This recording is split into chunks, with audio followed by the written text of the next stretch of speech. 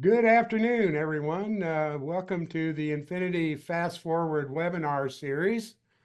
We're very happy that you took some time out of your busy days to join us today. My name's Steve Kessler, and I'm going to be hosting the program today. So we have a really great topic today. I'm going to venture to guess that plenty of you out there have had a truck driver want to know why he got picked for a roadside inspection. So our topic today is how and why trucks get picked for roadside inspections. So we got a big group today, so let me touch on a few housekeeping items. Number one, y'all are muted, so we can't hear you. So if you want to make a comment or ask a question, you can use the chat box. There's a little button in the bottom tray down there, or you can type a question into the Q&A box. We can see those here on this side, and we'll try to answer your questions. We generally try to take questions at the end of the program, so be patient, and if you have a question, we'll do our best to get to you. Matter of fact, why don't y'all just jump in the chat, let us know who you are, where you are, and who you're with. That way we kind of know who's out there. So while y'all are doing that, I'm going to introduce our co-host, Mark Ray. Mark has joined us for a lot of our webinars over the years. He's a veteran in the trucking industry, certified director of safety, still has a CDL, and does a lot of consulting work with different groups around the country, especially here in Texas. Mark, what do you think about our topic today? I think it's a great topic. I know I've worked with a lot of the clients that are online here on custom content for roadside inspections. You know, what to expect, why did I get pulled over, how to conduct yourself during a roadside inspection, that first impression, very trainable. And I would think if you have some content, you might want to update it after we hear from Rob and Todd today, because I'm sure they're going to give us some insights on not only where and how, but what can you do to get a better roadside inspection. Very good. All right, let me go ahead and introduce our guests today. We have two fellows that have joined us today. First is Rob Abbott. Rob is Vice President of Corporate Strategy for Fleetworthy. That's a transportation services company that provides industry-leading solutions for fleets to manage safety, compliance, and efficiency. Rob came to Fleetworthy from Lytx, the largest provider of cloud-connected video event recorders to the trucking industry. And there he was the Vice President of Sales for Strategic Fleets. Prior to Lytx, he was the Vice President of Safety for the American Trucking Association. Some of you may have come across Rob if you've been to any of the Trucking Association programs. As you all know, that's the largest trade association that represents trucking. In this capacity, he promoted and defended the interests of the nation's leading fleets on issues such as hours of service, regulations, and the Compliance Safety Accountability Program. Rob had previously worked as a safety professional for the trucking industry, most recently as a vice president of safety for Transforce. Also joining us today is Todd James. Todd is a program manager for DriveWise on the government experience team. DriveWise is a leader in the transportation technology industry that builds innovative solutions for commercial vehicle fleets, drivers, and transportation infrastructure owners and operators. Todd manages relationships in 7 states, trains officers on the use of DriveWise technology, works on autonomous vehicle-related programs, and collaborates on the CVSA Level 8 development. Prior to joining DriveWise, Todd spent 26.5 years with the Colorado State Patrol, retiring as a sergeant in the motor carrier safety section. Todd has 16 years of commercial vehicle enforcement experience, and upon retiring, he was the Compliance, Safety, and Accountability Program Manager for Colorado, which was a national award-winning program. Todd has conducted roadside inspections, post-crash inspections, compliance reviews, and safety audits. Todd is also a court-recognized expert in commercial vehicle enforcement. So having said all that, I think Rob, you're set to go first. So Rob, feel free to take it away. Well, super. Thank you, Steve. And thanks everybody for joining. As Steve mentioned, I'm with Fleetworthy. Many of you may know Fleetworthy historically because of our DQ file management, vehicle maintenance file management, IFTA and IRP and log auditing services. But you might also know us from our sub brands. So Best Pass by Drivewise, which is our toll management services, and Drivewise by Fleetworthy, which is our roadside inspection program. So what we're going to talk to you about today is roadside inspections. And please know the intent is not to ask you to buy our bypass service. We're really just here to make sure that you understand how and why trucks get picked for roadside inspections. And we're going to provide you some insight into the scoring system that's used to select trucks for inspection and prioritize them. But we're also going to talk to Todd, who's an expert who's spent time inspecting trucks and understands what goes on in and behind the weigh stations. So let's get started, eh? At a high level, the most important or the primary reason trucks and drivers get inspected for roadside inspections is that just about every fleet in the country is assigned an inspection selection system score, or an ISS score. And they're assigned a score in one of three categories. So if they're in the pass category, they have a score between 1 and 49. The instruction to the roadside inspector is generally to let them pass, to wave them through. If they have a score between 50 and 74, generally speaking, the instruction is that they're optional. You can pick them randomly or pick them from time to time. But by and large, if a fleet has a score of 75 or higher, the instruction to the roadside inspector is that generally, resources permitting, they should inspect those vehicles. That's not optional, they should inspect them. Now, this is very general and departs a little bit from the real world, so I want to dig into how this score is developed and then really what happens and how it's used. So why do we have an ISS score? Well, really, they do need to prioritize which trucks and drivers are going to be inspected at the roadside. There's only enough resources to do about 3.4 to 3.5 million roadside inspections annually, but there's 14 million trucks out there.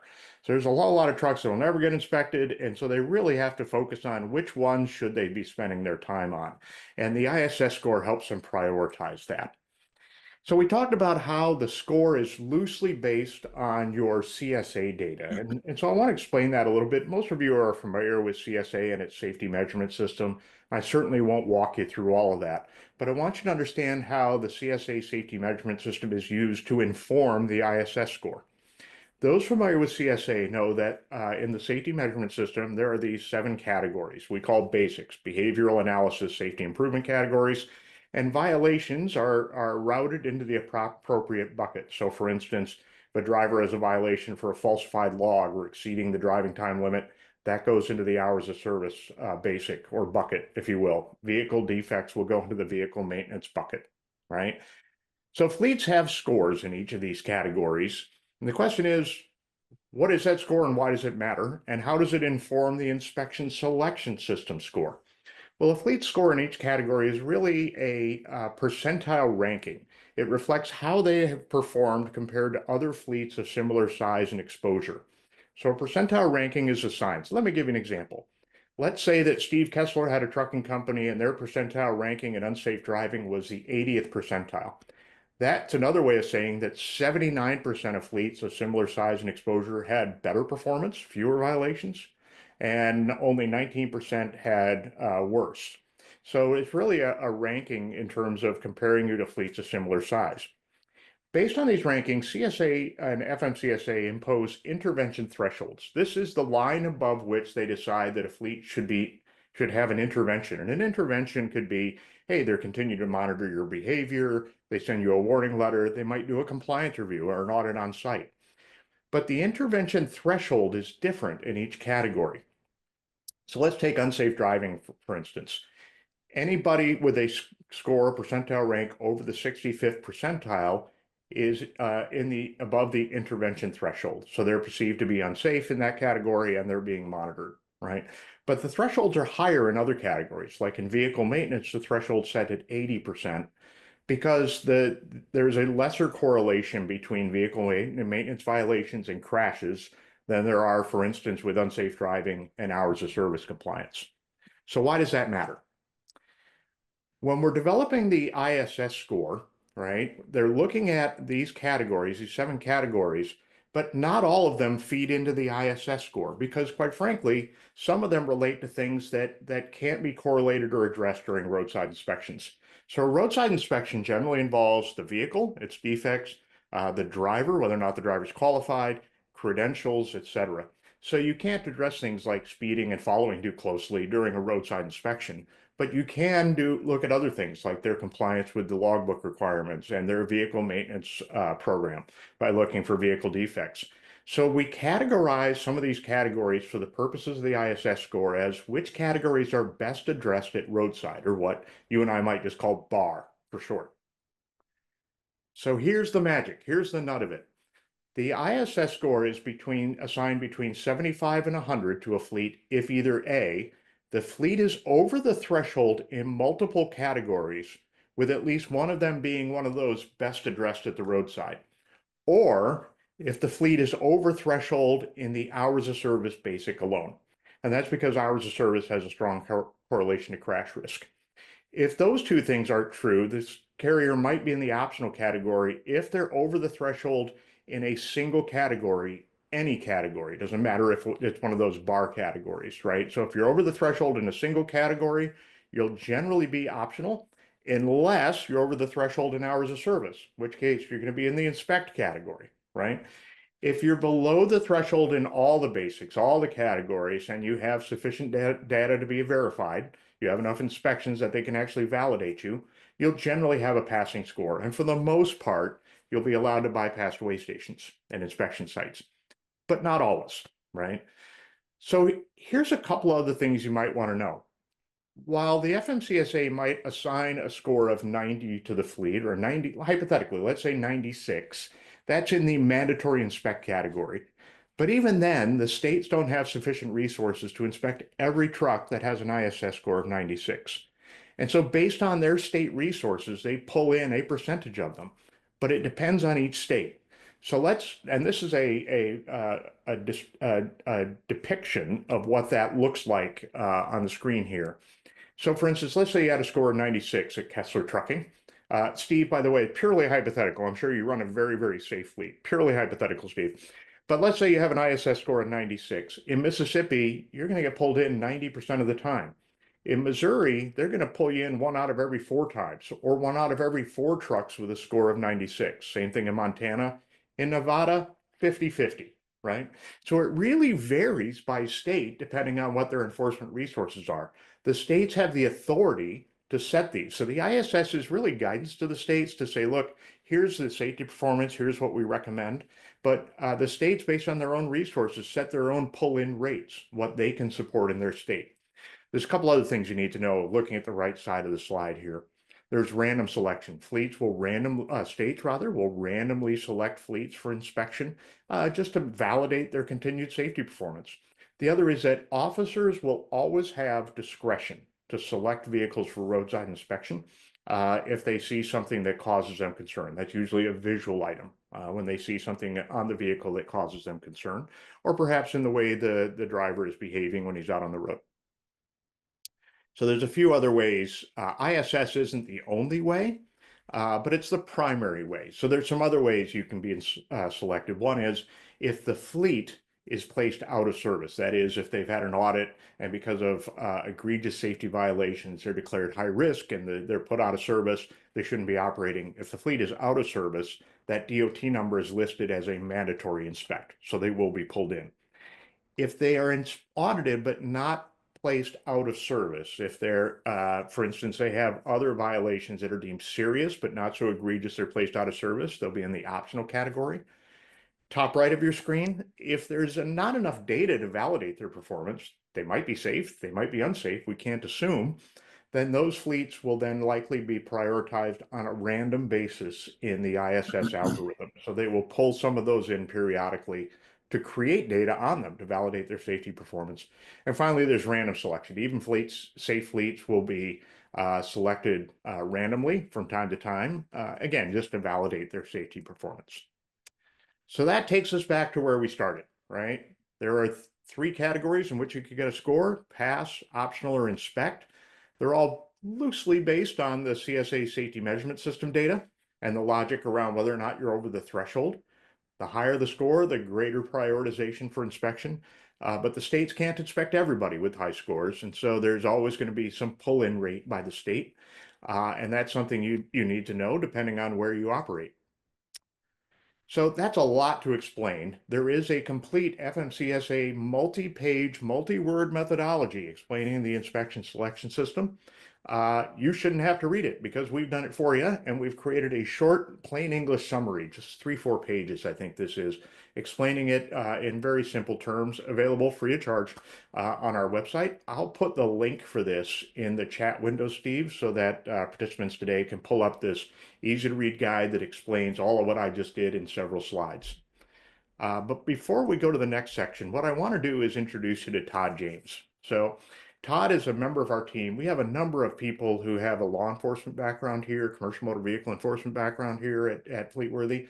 Todd's one of them. He spent 26 and a half years with the Colorado State Patrol, 16 years in motor carrier safety, so he's done it all. He was a state CSA program administrator. He's also a DriveWise program manager for us. But most importantly, he knows the secrets about, if you will, about what goes on inside and behind the weigh stations, which trucks are selected for inspection and why, and what happens next. But overarching message to you is that he's a good dude, right? So Todd will tell you how it is, right? He's also very friendly. He's happy to help people. So if you have follow-up questions or things you want to know about, you'll find Todd to be a very helpful guy. So Todd, I have now reached the peak of my professional capabilities. I'm going to flip my slides for you. And perhaps you could tell us a little bit about bypass and then how people get pulled in for roadside inspections. Yeah, absolutely. Hey, thanks everybody for joining us. I think this will be informative for everybody that's out there listening. Like Rob said, thanks for the introduction. That was very nice. I did do 26 and a half years with the Colorado State Patrol, retired on the trooper side as a sergeant. I did lots of neat things from field patrol to supervising a human smuggling and human trafficking task force. But frankly, the most rewarding part of my career was commercial vehicle enforcement. That's why I spent 16 years doing said job. So I really enjoyed it. I like the technical aspect of it. And upon retiring, I was the CSA program administrator. Now my role within DriveWise, I'm on the government experience side. So basically what that means, DriveWise by Fleetworthy, we're on the infrastructure side. So we deal with the government entities that use our products for bypass, as well as some other roadside screening equipment, such as thermal imaging cameras, tire pressure sensors. Today, specifically, what I want to just give you a high-level overview of is how bypass works. Why is it relevant to inspection selection? And just to kind of give you an understanding of the systems that are out there. So within the DriveWise bypass system, we're based on infrastructure. We're based on geofencing. And we give notifications into the cab to the driver via their ELD with specific ELD partners that will either tell the driver, hey, you need to pull into this facility, or hey, you get to bypass this facility. Why is that important? Well, fleets enter into an agreement with DriveWise to participate in the pre-clear program, and also states allow us at DriveWise to provide bypass services in their state through a memorandums of understanding. So what that means is each state has a very specific set of rules that they put into place to allow a fleet carrier driver to bypass a fixed facility. And some of those provisions are relative to registrations, IFTAs, safety scores. If you're an out-of-service carrier, there's a lot of provisions that come into play in order for somebody to be allowed to stay on the main line and bypass a facility.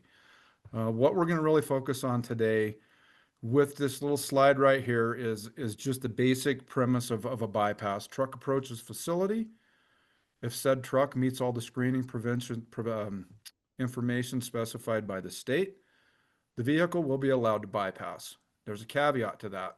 Each state has the purview to change their pull-in rates from a set pull-in rate of 2 to 5% to 100% based on their discretion. Again, this is their program that they're allowing us to operate in their state. So what that means is just because you're participating in a bypass program, if a state decides to change the pull-in rate to 100% at a fixed facility for a given time, then 100% of all the vehicles driving past that facility are going to be told to pull in.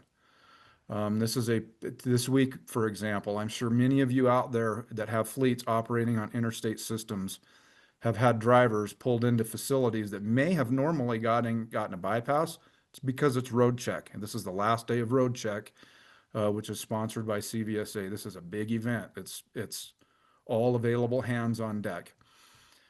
What we need to be cognizant of with roadside inspections and your ISS scores, again, like what Rob was addressing with ISS scores, is basically it's an alphabet soup of safety data that goes into the inspection selection system that gives an officer a snapshot overview of a carrier's safety management practices. So this is a bigger picture of what is going on at a carrier. It's affected by roadside inspections. It's affected by crashes. The higher the ISS score that the officer sees on the screen, the more likely a carrier is going to be pulled in and potentially be subject to an inspection. Go ahead, Rob, to the next one, and we'll start really getting into the nitty gritty of ISS and inspection. One thing to remember is a lot of states have what is called a weigh in motion. Basically, that is bending plates like you see in this picture on the right side of the screen that are embedded into the interstate or highway system. And commercial vehicles are required to roll over those to give the officers in the facilities basically the weight as the vehicle is in motion. If there is a deviation from allowed percentages, the vehicle is going to be told to pull into the facility to the static scale to verify the weight. So that's just a high overview of what a WIM is. Again, it looks like there's bending plates, and there's also there's loops that go into the freeway system, and they look similar to like what you'd see at a traffic light when you come up to a red light. So that's just an overview of weigh in motion. It's another screening parameter for the bypass program. Go ahead, Rob.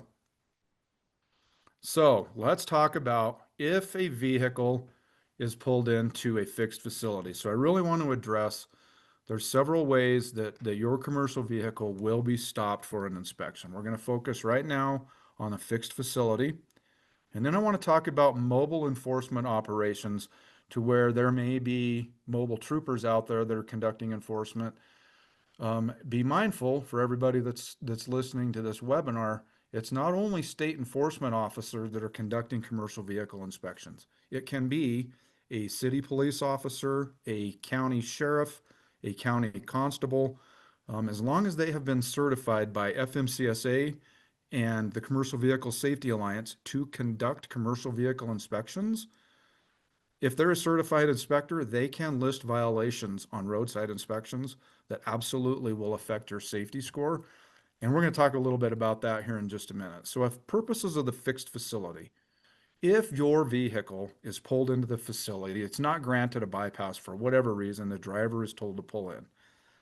The officer is got all kinds of things going on inside of the facility. They might already have drivers in there that they're dealing with a ELD issue or registrations. So they're balancing all kinds of different tasks inside the enforcement facilities. What they will use is the ISS, the inspection selection system, as a screening tool to basically thin through the vehicles coming through their facility that they probably should focus on for inspection. That does not mean that just because you have a high ISS score that you're 100% of the time going to get an inspection.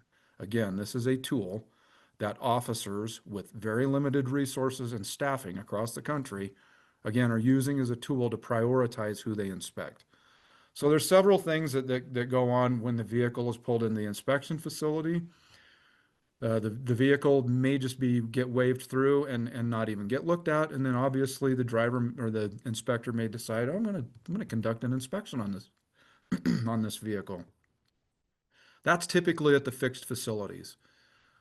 100% it's officer discretion, and that is officer discretion that is based on state and agency policies. It's officer discretion based on volume of traffic and current workload. So just be mindful when you pull into to a facility, even with a high ISS score, you may not get pulled in for an inspection just because of sheer volume in that facility. The flip side of that is if you are a carrier with a low ISS score, which again, that's what you want as a carrier is low ISS scores, you in fact may be the next one they pick for an inspection, regardless of what your ISS score is. So just be mindful of that. I want to talk a little bit about the interaction between driver and an inspector here in just a minute. So this is at the fixed facility. So let's talk about mobile enforcement. Mobile enforcement are going to be the vehicles that are set up on the side of a road outside of a normal fixed facility. They're going to be the rovers that are not assigned permanently. They operate similarly as it relates to selection of vehicle inspection, but they have a little bit more freedom and leeway with the vehicles that they're going to pick, just because the volume of where they're going to choose to work is going to be significantly different than at a fixed facility. So let's jump to the next one, Rob. So let's talk about the levels of inspections, the types of inspections, and why is that important for everybody attending this webinar. Look, this is real simple. The days of the cat and mouse game of trying to evade enforcement facilities and the games that have gotten played with that, those are long gone. There's a really significant impact for everybody listening to this webinar as it relates to inspections and how inspections affect your carrier, your safety scores, and ultimately your assessment of your very own culture of safety. Roadside inspections are an outstanding tool for you as a safety personnel at your fleets to evaluate how effective is your safety culture. All too often, I saw on the enforcement side, and now especially on the industry side, that a fleet would say, yeah, we have this great culture of safety. However, there would be process breakdowns in who's responsible for tracking certain activities, who's responsible on the back end for looking at these roadside inspections.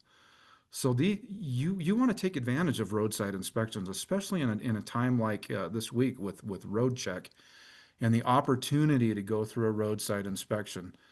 The double-edged sword in this whole thing is if you're not running operations above the regulatory guidelines, you run the risk of getting violations on your roadside inspections, and then that's going to directly affect your SMS and your CSA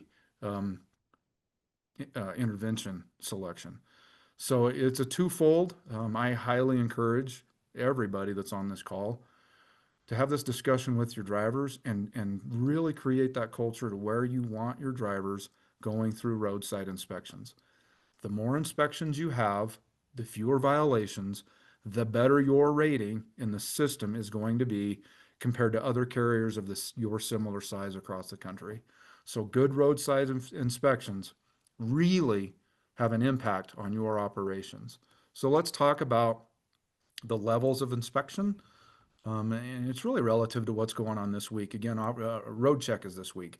The focus during road check is level 1 inspections. Officers do have the discretion during road check to conduct a level 2 or a level 3 inspection entirely on what they have going on at their facility or where they've made the traffic stop. So level 1 inspection, again, these are certified officers certified by CVSA to conduct inspections and list violations on roadside inspections that will have an adverse effect on your safety score. So a level 1 inspection is a full inspection. It's a driver inspection, and with the driver inspection, there's credentialing, there's CDL, there's medical card, there's skills performance evaluation, there's an examination of the ELD, and all of the other permitting that is required, that driver is required to have, as well as shipping papers. Now, the rest of the inspection is mechanical. As part of the level 1, the officer will conduct a thorough walk around of the vehicle, and they will be looking at all lighting components, everything that's specified in Federal Motor Carrier Safety Regulations. Officers are going to be inspecting lighting, steering, wheels, brakes, tires, coupling devices, suspension, retroreflective sheeting. Everything specified in Part 393 is going to be looked at on the walk around. The last component of a full inspection, level 1 inspection, is a complete inspection of the undercarriage of the commercial vehicle. That's from the front of the vehicle all the way to the rear of the trailer. They're looking at the frame, suspension, brakes, drive shaft, all mechanical components that are underneath the vehicle. These are very time intensive. Average time for a level 1 inspection, 45 minutes. If you mix in an ELD and an inspection that now has mechanical violations, they can run upwards to an hour. So be mindful of those as you're having drivers out on route. The level of inspection that they go through may affect their delivery times, may affect their hours of service, could lead to unavailability of parking. So be mindful of that, how much time these take. Level 2 inspection is all of the credentialing that I explained in the level 1 for the driver and just the walk around. Okay. The one thing I neglected to mention as part of the level 1 inspection is load securement, and that's load securement inside enclosed vans. It's load securement on dump bed trailers, load securement on flatbeds, basically all of the regulatory guidelines out of Part 393 for load securement. Level 3 inspection is a credentialing inspection only. So again, that's all of the paperwork relative to the driver, CDL, medical card, SPE, and ELD. So those times vary depending on the cooperation of the driver, in all honesty. And I really want to address conversations that I feel like that you should be having with your drivers to help expedite inspections, to make this a relationship and not an adversarial thing with the enforcement officials. Go ahead, Rob, to the next one. So we've listed on here the most common violations from roadside inspections, and then I'm going to give everybody here, I pulled off some data from last year's Operation Road Check that I think is actually pretty cool for everybody on this call to hear here in just a minute. But the most common violations discovered on roadside inspections are brakes, brake systems, lighting, tires, ELD, and then hours of service and personal conveyance. I mean, this isn't a class on, how to complete an ELD, but for everybody that's on here, I really encourage you to completely understand how personal conveyance works. Really reiterate with your drivers when they can use personal conveyance, and that they have a thorough understanding of what personal conveyance is, because it does get abused and it does cause fleets some issues with the ELDs. So before we go to the next slide, the statistics I'm going to give you here were from last year's CVSA Operation Road Check, and these are really cool. This is a kudos to everybody that's on this call right now. This is specific to the fleet. You guys are doing a good job. So a couple of the statistics that I pulled up. There's over 40,000 inspections that were conducted last year during Operation Road Check. So, okay, so that's a lot of inspections. Here's where it's really cool for everybody that's on the fleet side. So 77% of vehicles that were inspected, no out of service defects. That's pretty cool. Now there were defects. Don't get me wrong. There were violations for mechanical issues. But of 77%, there was no out of service. That's impressive. That means we're doing things right on the industry side. Here's another really cool stat from the very same enforcement wave. 95.2% of drivers inspected did not have an out of service. Again, drivers are doing what they need to be doing with what they're required to cooperate with. So those are some really cool statistics for you all to take away from this presentation. Go ahead, Rob. We'll get into the interaction here. So when an inspection is done, an officer will list violations on a truck inspection report. And each state, their format looks a little bit differently. Each state's used some different systems for their roadside inspection paperwork. But what they'll do is with the roadside inspection, they're going to list violations, regulatory violations from FMCSR. And for those of you transporting hazmat, they're going to list violations for the hazardous materials regulations. Once a violation, whether it's a driver violation, a vehicle violation, or a hazardous materials violation, is listed on a roadside inspection, the officer is going to verify through the Commercial Vehicle Safety Alliance out of service criteria, is this driver or is this vehicle out of service based on what is specified in the Commercial Vehicle Safety Alliance out of service criteria. So this criteria is the set standard that is used by certified inspectors in the United States, Canada, and Mexico to determine whether your driver or your vehicle is placed out of service for certain violations of the regulations. Now, not every violation in the FMCSR is going to result in an out of service. It would be things like false records of duty status, inoperative brakes, maybe oil saturated brake linings. Basically, these are violations that are voted on through committees by industry and enforcement officials as ones that potentially going to lead to crashes and accidents. So what happens if your driver and or vehicle are placed out of service? You may have an inspector that's going to not let you leave the side of the road with that vehicle, and especially depending on the egregiousness of the out of service, you may have to send another driver out there if it's a driver violation. You may have to get a tow truck out there and have it towed to a repair facility. Inspectors do have the discretion to decide what they will allow to the nearest repair facility for certain out of service violations. Again, that's completely officer discretion, but you got to know if you have an out of service defect, your vehicle is going to be tied up for a significant amount of time. None of this is super sneaky. Everybody on this call can join the Commercial Vehicle Safety Alliance, and you all can purchase the CVSA out of service criteria. And I actually would encourage you to do that, especially for your maintenance staff, so that they understand on top of the regular FMCSRs that there are other things out there that affect the movement of your vehicles. So go ahead, Rob. So this is what this thing looks like. This is just a snapshot of a roadside inspection. It's got some violations listed on there. Now, these violations that are listed on there will affect your safety scores, will affect your SMS. The primary items that affect your safety scores are going to be roadside inspections and accidents.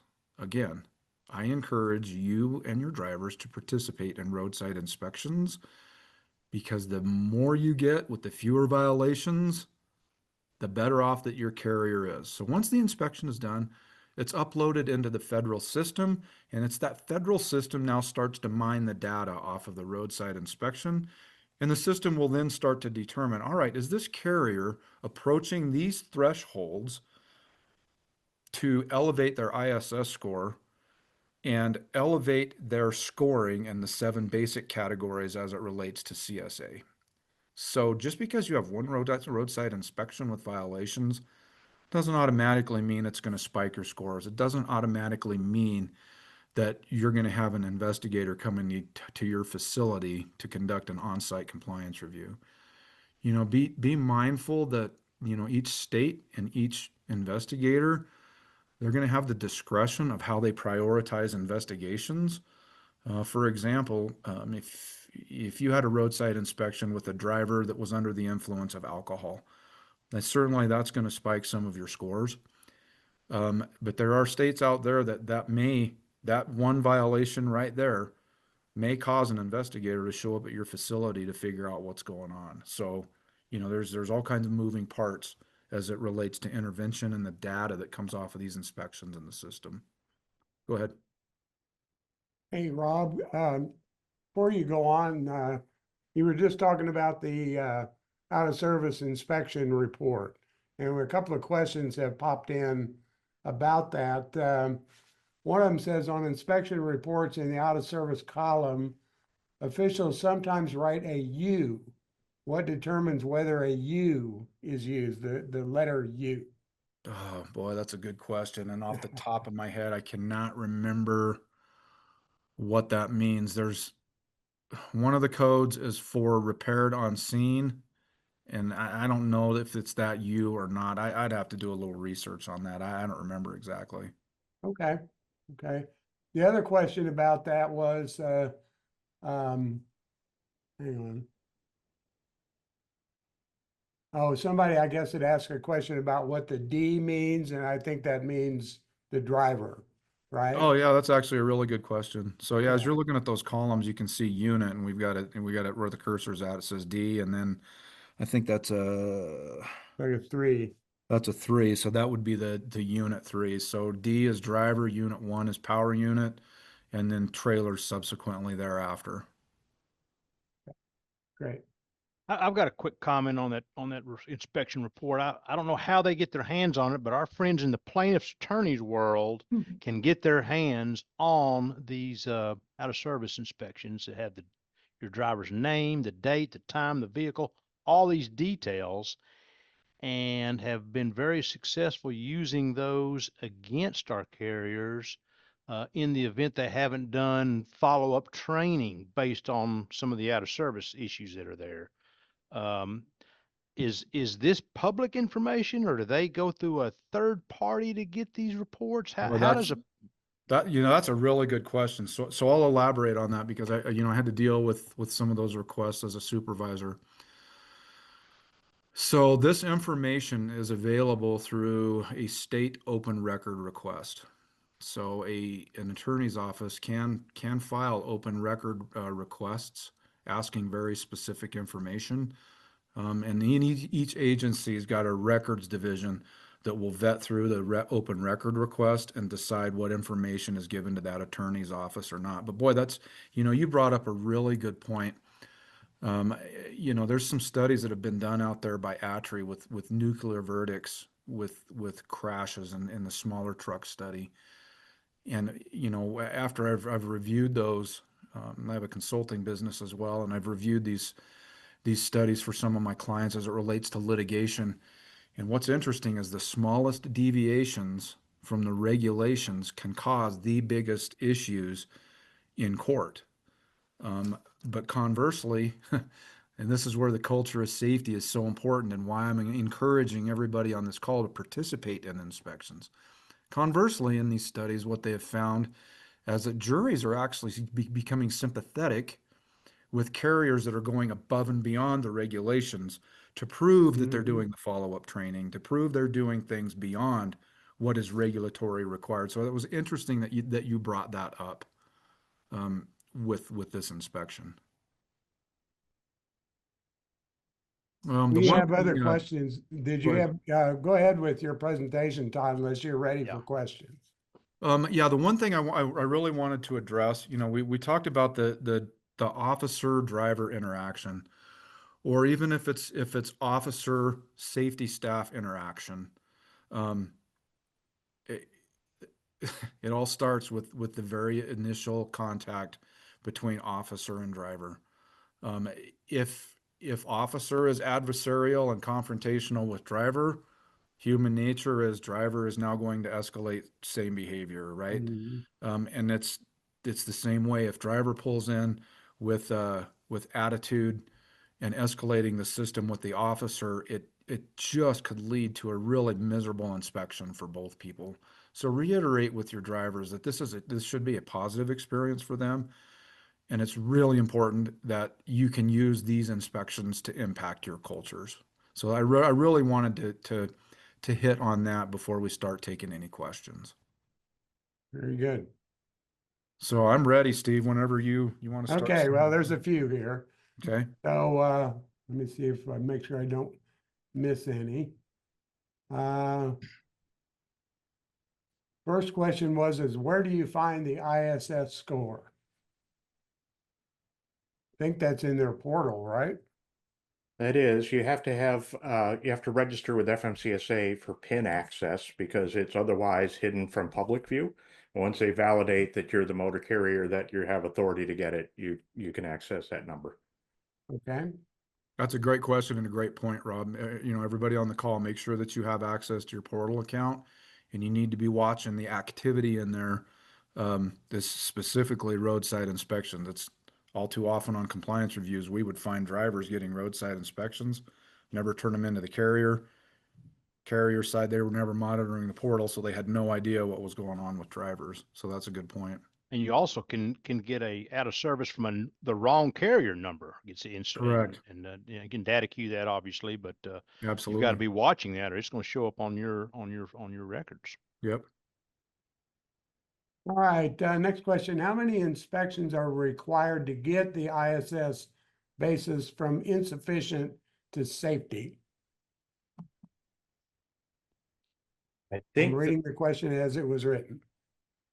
I'd have to look at the methodology again. It's either 3 or 5, but I can't remember because I reached that age, Steve. Reached that age. I think it's 3. 3, yeah. Mhm. Very good. Okay, here's a question again. Why does my ISS in my FMCSA portal say pass for safety, but when I look at my basic, it says pass and insufficient? So there's a different threshold for data sufficiency for basics than there are for the ISS score. And it varies by basic. It does not vary for the ISS score. So for the ISS score, it's a number of inspections, and each basic is the number of relevant inspections for that category, and it varies by category. Hey, Rob, could you do one thing? Someone's asking to post that link that you put up there. Looked to me Yeah. like it was just the name of the PDF. If there's a web Yeah, address. I'm doing that now. You know what? This, you're going to put on your surprise look, Steve, because this is not out of character for me, but I screwed up. So No let me, worries. I'm going to find that link and I'll put it back in the chat. If not, do y'all have a mechanism do you email out the slides to all the participants afterwards? Sure, if you want to send to me, we'll get it out to everybody. If it's not a big lift for you, we'll do that too. No problem. Cool. Here's a question from Kevin. It says, what is acceptable load securement for hoses in a hose bed on a trailer? Hmm. I'm not sure what a hose bed is, but overall, under 393.11, cargo's got to be prevented from moving and shifting. And with the cargo securement rules, there's cargo specific securement. There is general cargo securement. And then you have to make sure that you're securing for the working load limit as well as the length of whatever product that you're transporting. So without seeing a picture of it, I can't give you a 100% answer. Okay. See here. Hey, Okay. Steve, can I take one here? There was one Yeah. about back-to-back clean inspections that still shows insufficient in the system. Todd knows this is a well-documented problem that sometimes people will have an inspection, no violations, but the inspector, for whatever reason, does not upload to the system a record that there was an inspection lacking violations. That's really important, right? Because we want that great denominator in the system to show this ratio of violations to inspection is great. So, to the degree that drivers can be assertive, let's use that word, with the inspector to say, hey, we got no violation. Can you document it and upload it in the system, which is called SafeSpec? They should do so. Mhm. Now, Todd, so how assertive can they be there? well, here's one thing to remember. You may have a driver that's pulled into in an inspection facility, and the officer might not actually conduct a thorough inspection. They might just look at some paperwork and then send the vehicle down the road. So that might be the clean inspection. Now, if an officer is conducting a level 1 through 5 inspection, as specified by CVSA, they're supposed to be providing the paperwork for that inspection. The other thing to be mindful is a non-certified officer can make a traffic stop on a commercial vehicle for a violation of state equipment laws or for a traffic law. They're probably not going to fill out an inspection report, but there is a violation of a state law. So there's kind of Yeah. some weird little nuances there. This has been a long problem is that they do these screenings and the screening might say, hey, I looked at 3 or 4 things and the screening tells me I don't need to inspect you. But arguably it's kind of like, well, then every negative screening is going to result in a bad inspection, right? But this has been long debated, right? Yep, sure has. All right, fellas, here's another question. Says, The driver got violation and out of service for not wearing glasses. Thing is, the driver's glasses were on the passenger seat. So a violation could be corrected immediately. So how can officers still give an out of service? Still, at the time of the stop, the driver violated not- that very specific provision. It's going to show as an out of service. He Now, wasn't wearing them. wasn't wearing them, but Yeah. when you look at the inspection, and we were talking about where those sites were and the unit numbers, where it says OOS, it says verified. If there's a Y in there, that means it was fixed before the vehicle left. But if there is an out of service violation when the driver is contacted, it's going to show on the inspection. Okay. So Todd, will they sometimes look like, I've been told that, hey, as a driver is approaching the inspection site, they might look through binoculars to say, hey, is a guy wearing a seatbelt, wearing glasses? You know, sometimes a driver will pull up, take the glasses off to go, you know, pull his logbook or do something, right? So it's You know, important that they keep them on, right? yeah, I mean, I'm sure that happens where officers are doing that. I've never seen it happen. Yeah. But the best thing is to save yourself griefs with violations on roadside inspections, have your drivers, if they've got restrictions on their CDL or any medical card restriction, make sure that they have their hearing aids in or their glasses on as they're rolling in the facility. And then once contacted by the officer, they can take off the seatbelt, they can remove glasses, right? That should be the process. Yeah. Here's another one. Austin's asking, during a recent inspection, the officer noted the driver is out of service, but did not specify the time until it was marked as record of duty status made current. What does this mean? The driver received a violation for their logs and was placed out of service, but no specific time was provided. Again, I would need to see the inspection report of how it was written. Yeah. You know, if a driver's placed out of service for an 11, 14, 60, 70 hour rule, false log, there will be a time specified on there. I'm suspecting just in the language that I'm hearing that the driver's logbook was not current. So the officers, if the logbook's not current for, I believe it's 1 day and then you go back a day, the driver's allowed to make that record of duty status current. I suspect that that was the violation listed on there, but What it again, sounds like. I would need to see the roadside inspection. Yeah, that's what it sounds like. Yeah. Okay.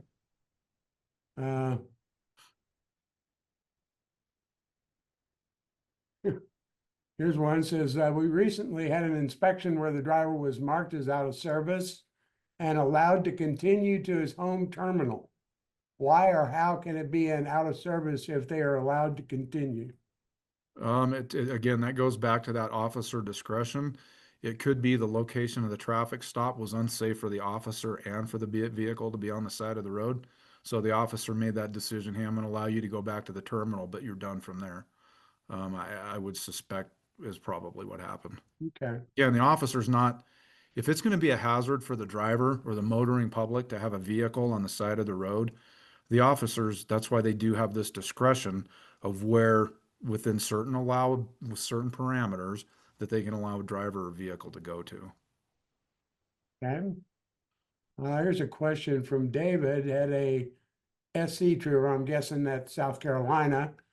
Trooper looked for the lowest section of a tire at or just below 2/32 on my trailer. My thought was an average from 3 places on the tire. CVS guidelines. Is doing a data queue worth it?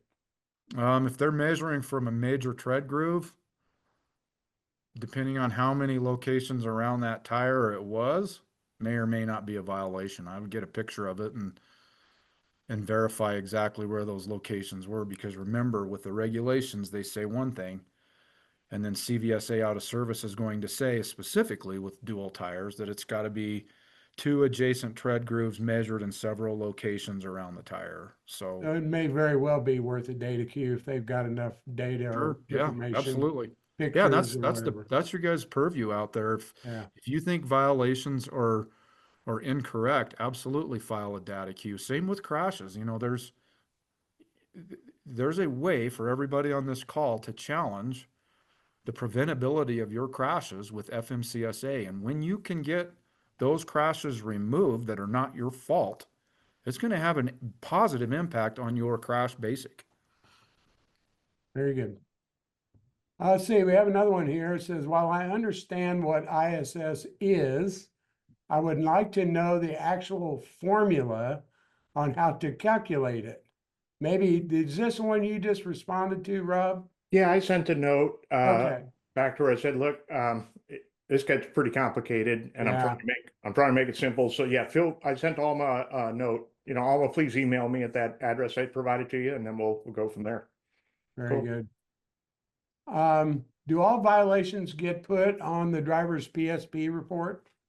If Not it's necess- if it's listed as a violation of the FMCSR on the roadside inspection, it should show up on the PSP. Yeah, Now, go go ahead, ahead, Rob. Tom. No, you're first. Here, here's where there's a difference between the PSP and looking at an MVR. So a driving record is only going to show convictions. Your PSP is going to show roadside inspections with violations of federal safety regulations. So what Right. that means is you may have a driver with violations on a roadside safety inspection report and nothing showing up in their SIDLIS report. So PSP is extremely important as you're doing your annual reviews, your annual MVRs, and even in hiring, you want to be reviewing those to see what violations are showing up. So go ahead, Rob, if you had something else on that. No, that's a very good point. I was just thinking too, is not all officers who provide violations to drivers are going to be mix-app officers. And so there might be the town sheriff and he might put something out there that's going to end up in an MVR, but it won't show up on a PSP report because it doesn't flow into the commercial motor vehicle system, right? The MCMS. Awesome. I don't see any other questions popping in right at the moment. I want to take a second to touch on a couple of things. I'm going to pop a couple of questions up here on the screen. Obviously there's a training angle to a lot of the things we talked about today. It's important for you to train your drivers properly, to know how to behave, to make sure they're buttoned up, that they have all the materials they need that the officer may ask for. Certainly attitude, and talk to them about that. So I think training is very important. So I'm gonna, ask if anybody's interested in a demo of our system, which is a learning management system designed to deliver training and information. Certainly your custom content as well. We'd be very interested to talk to you about it and at least tell you what we have. No obligation. Also, there are a number of people out there, certified directors of safety under the NATME program. So if you have a need for a certificate to claim those recertification points, please mark yes on the a little poll question, and we'll make sure that you get a certificate sent out. So I'm going to leave this up for a second. Do you guys have any final comments before we adjourn? No, it's fun. Let's do it again. What do you say, Steve? Hey, I'm all for it. It's great information today. Todd, thank you for I've got two a quick things. realistic picture. I've got two quick things, Steve. Todd mentioned 77% and 95% on clean inspections. That doesn't happen from luck. That happens because carriers take this seriously. They do their training, they inform their drivers, and use some system like we have to prepare these drivers for how to conduct themselves and what to expect on a roadside inspection. The second thing I'd like to say is everybody that's still on the chat, let's give a quick thank you to Rob and Todd for being professionals on and represent not only the enforcement side, but the industry side of this safer highways game that we're playing out there. So send them a thank you if you don't mind. You're very kind, Mark. Very kind. Okay, thank you. Very good. Enjoy. There are a lot of them rolling in. So I'll make sure I send the chat file to you guys so you can see all the thanks you're getting here. But this was a great program today, and Good. I'll definitely keep both of you guys in mind. We may have to kind of run through some other topics here or repeat this one again down the road. Let's do it. So thank you both very much. Excellent information, a lot of good comments. Appreciate you taking your time to do this. So with that said, I'm going to tell everybody to join us on the next webinar. And thank you all very much for joining us today. Rob, Thanks, Todd, guys. thank you very See ya. much. Same to you, Mark. Take care. All right. care, Thanks, guys. everybody. Bye-bye.